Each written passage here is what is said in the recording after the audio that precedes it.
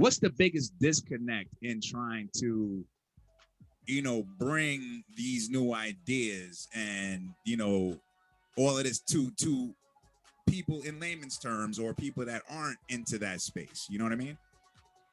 Honestly, the biggest disconnect is like it's simple. It's freedom. Most people really haven't had like true freedom.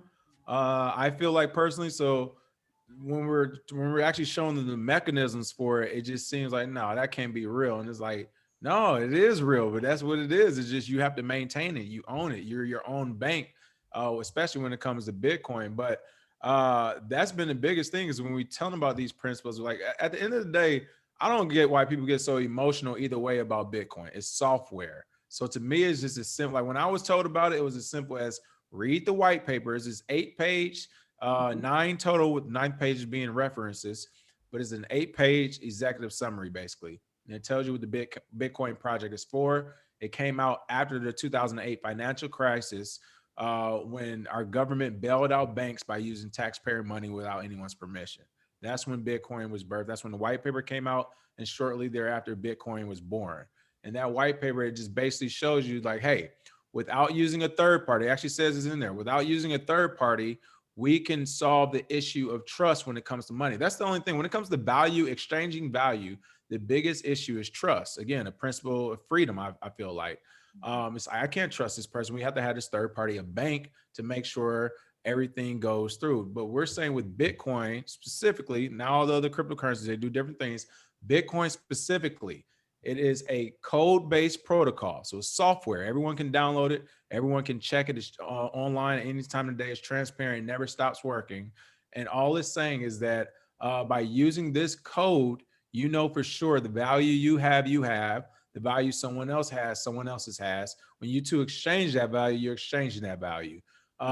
There can be no more of this. There will be no less of it. Then the only people who buy it or mine or whoever control it. So there's no intervention. So to me, I don't get why people get so emotional about it. Either way, positive or negative. I'm like, just read the paperwork behind it. GitHub, everything's open source coding. You can go research everything and it just makes sense when you research it. I've heard that word used. I got you.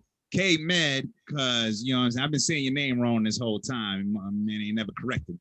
But it's K Meds. What's up, K Meds? But you know, I've heard that word used several times when talking about Bitcoin, cryptocurrency, just all of these new forms of exchange.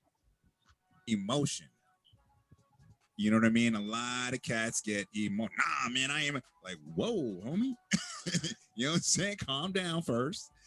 But it's true. Like a lot of people do deal with emotion when they're dealing with finance. You know what I mean? Whether it's fear, whether it's, whatever the case may be. But you know what I mean? I don't know if you are the person to ask, but I'd like to ask, you know what I'm saying? What's a good way of trying of combating that and like explaining to people or telling people that really need to know? Because usually the people that need to know are the most emotional. Yeah, that part is tough. Again, I personally I don't yeah, it is difficult for me because I don't deal with the emotions too much. Like I've never really been like super emotional, so I know how to cut it out when it comes to it. But I guess what I like so much about Bitcoin and cryptocurrency in general is the technology. So we always tell people to find the value in things, not the price. If you're looking at, yeah, the price will make you emotional. Like straight up, it'll make anybody emotional.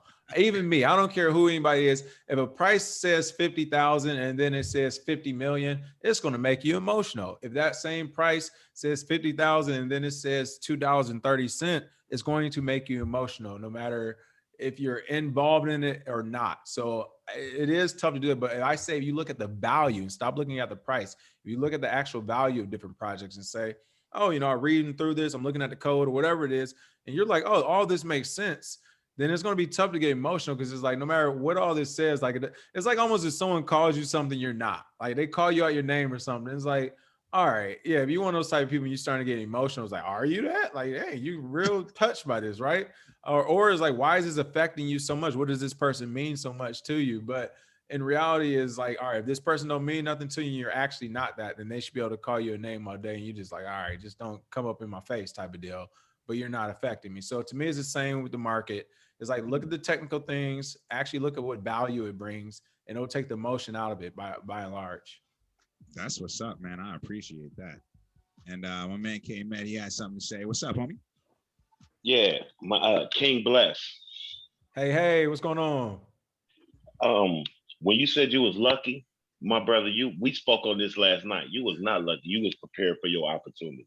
My man. Lucky is when you get an opportunity that you won't even, it came out of nowhere. You weren't prepared for it. You weren't lucky at all. You was prepared for your opportunity. Hey, salute to that. Salute to that. Hey, you know what? I just had you in the back of my head when I said it out loud too, but I just let it ride. I had you in the back of my head too.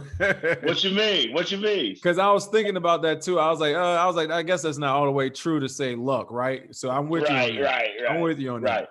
Because operating in this universe, we don't know what opportunities we come. So the decision that you make to stand tall and what you want is the right decision because the opportunity came, it presented itself, and you was ready for it. Mm-hmm. Salute, yeah. Destiny. We don't, us as a Black people, and when King Bless spoke on freedom and not believing what's being presented, he put himself there humanly. Like, when I was presented this information, this is how I felt. I can relate to that because I got a brother and a sister presenting me this information. I'm not saying they faulty. I'm not saying that I don't believe them. What I'm saying is I'm trying to get my emotion out of it because I invest already. I'm already in it. But when I make the wrong move, I lose hundreds of thousands of dollars. And I'm making moves based on what already well-to-do white people who have legacy, who have money in their what would you call it? Their lineage. I'm moving on what they tell me. I don't want that. I want what my folks got for me that's been successful in doing what the white people do. And I'd like to speak on that as well. Their show, Gentlemen of Crypto, is big to me because it's great to see somebody who looks like me talking about it. That's why I gravitated to it. It comes on every day. I get my information. It's like getting up and watching the news, right? But it's somebody who looks like you talking about it, and that helps you. That it kind of eases you into it, inspires you, it gets you in there, right? Because when you see people who don't look like you talking about it, you can get the information, but still, it's refreshing to see people who look like you talking about it and how you can benefit and how it can benefit us as a people.